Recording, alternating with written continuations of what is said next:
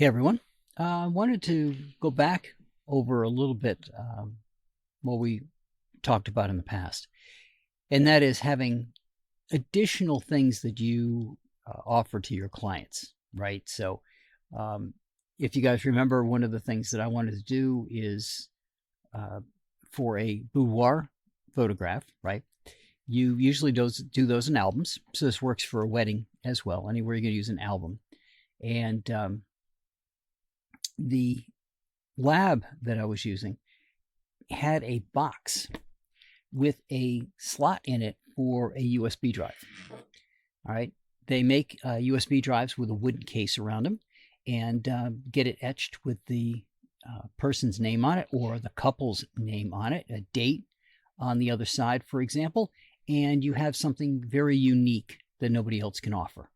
The albums in the book, all the digitals are on that USB drive, and it's labeled specifically for them.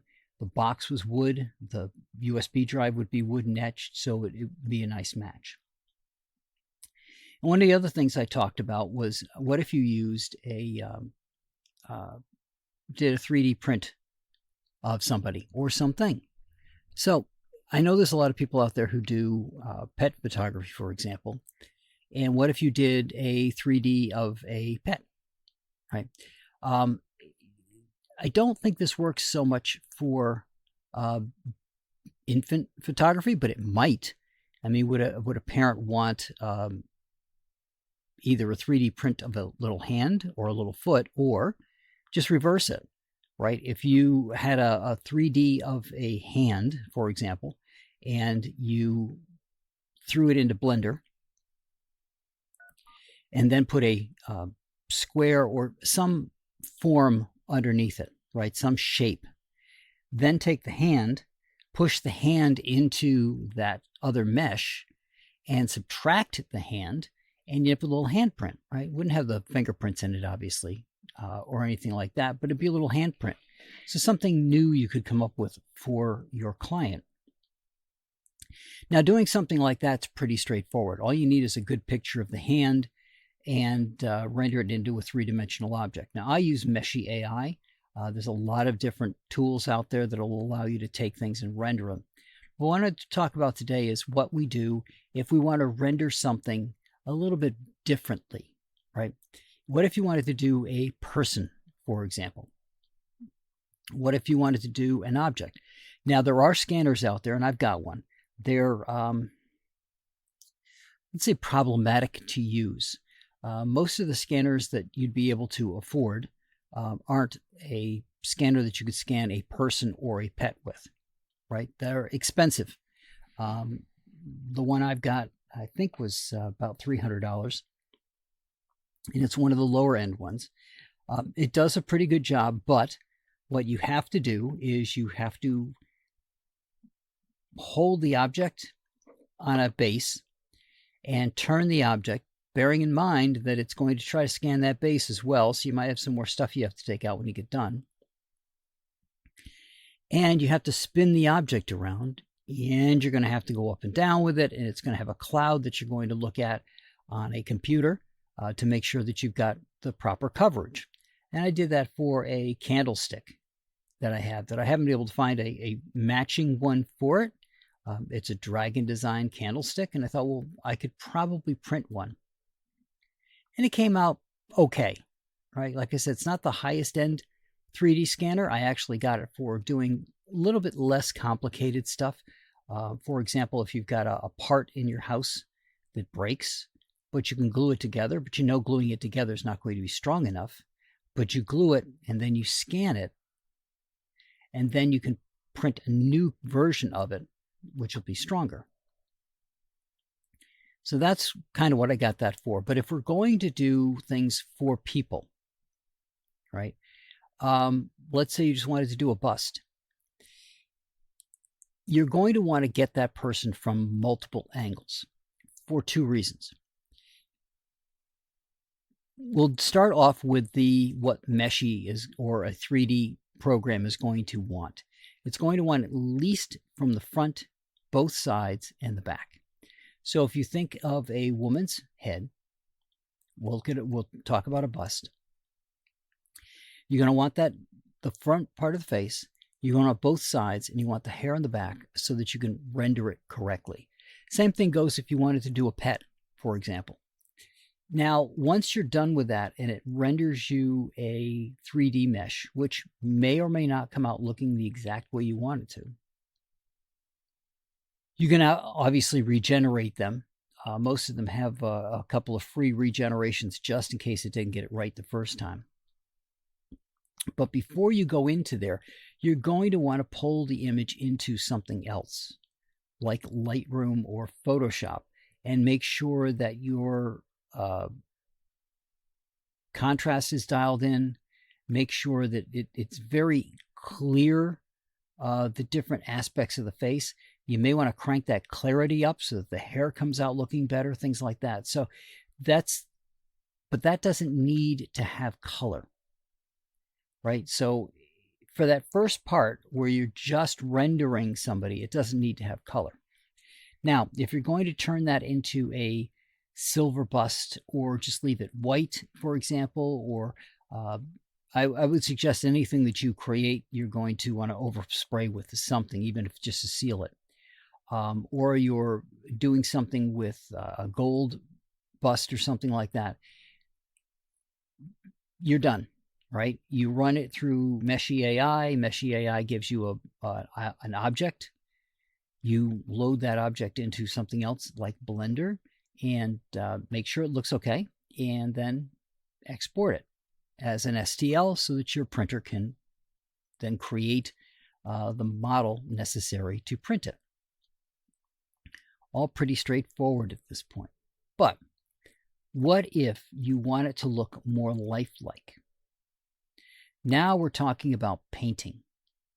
And now that you're getting into painting, you're going to want to make sure that you have multiple extra photographs that you're not using to create it that are full color. All right, especially extra of the eyes and extra of the hair so that you can see all those little aspects that you're going to be painting or you're going to hand out for somebody else to paint.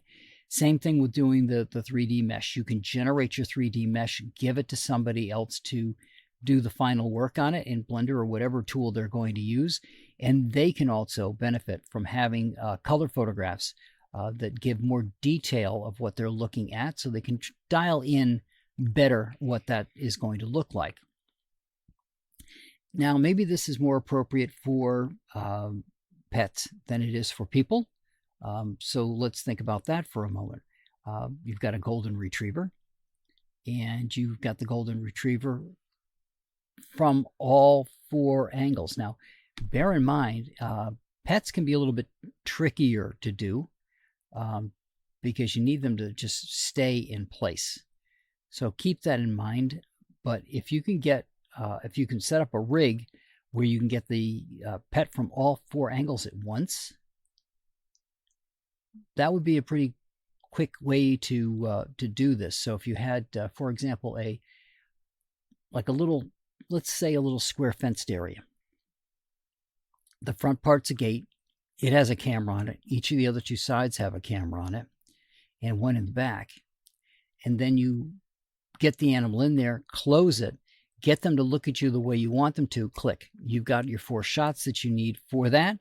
Then take a few more shots so you get the color shots for anybody who's going to do painting or any other extensions to the process to make it look a little bit more realistic.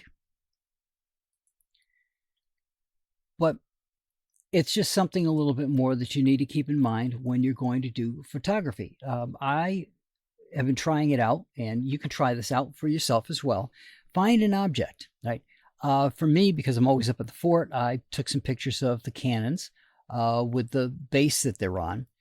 Meshy came out okay most of the time. I did have to recycle it a few times. But again, having those 4 different angles, front, sides, and back, came out with a pretty good approximation to what was there.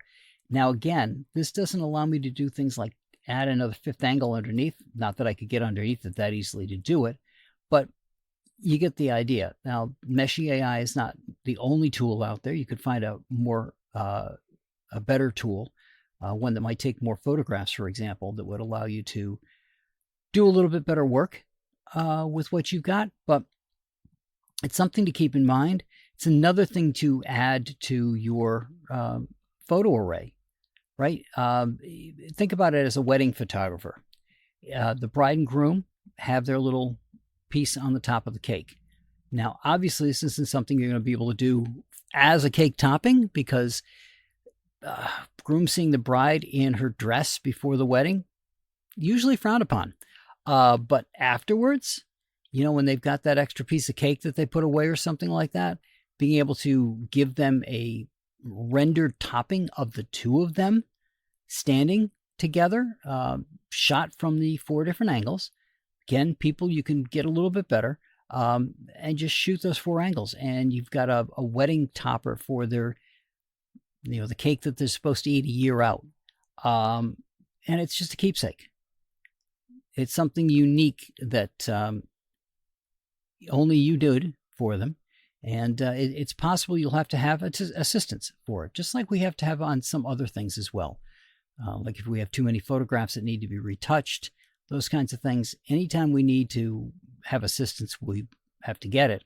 And this might be one of those cases as well. Depends on how familiar you are with 3D rendering, which a lot of photographers are not, or 3D printing. Again, not within the speciality of a photographer, but there are some of us out there that do all of it. But again, hand it off, get it to somebody who can do a better job than you can, or have more time to spend on it than you do. And you can come up with something really, really exceptional for your client. And that's what I got for you guys this week. I will talk to you all next week.